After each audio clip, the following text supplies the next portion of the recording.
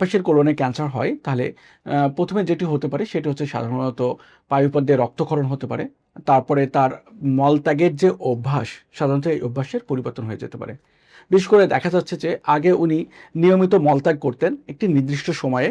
এখন দেখা যাচ্ছে তার অনেকদিন ধরে কনস্টিপেশন হচ্ছে। আবার কখনো, কখনো তার লুজ মোশন বা ডায়রিয়া হচ্ছে। এই মলত্যাগের একটি পরিবর্তনের একটি মানে যে চার্ট এটি হতে পারে। তাছাড়া দেখা যাচ্ছে তার ইনকমপ্লিট ফিলিং অফ ডেফিকেশন। উনি মলত্যাগ করতে যাচ্ছেন কিন্তু মলত্যাগ করার পরেও মনে হচ্ছে যে ওনার মল রয়ে গেছে।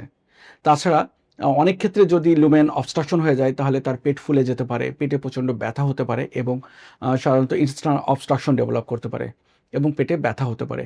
এগুলো সবই সাধারণত বাম পাশের কোলনের লক্ষণ হতে পারে। এছাড়াও এগুলো আপনি বললেন সব সাধারণ লক্ষণ। কিন্তু যদি এই কোলন ক্যান্সার যদি আরও অ্যাডভান্স হয়ে যায় তাহলে আমি একটি বলেছি যে তার ইন্টেস্টাইনাল অবস্ট্রাকশন বা লুমেন আটকে যেতে পারে, সেক্ষেত্রে পেট ফুলে যেতে পারে।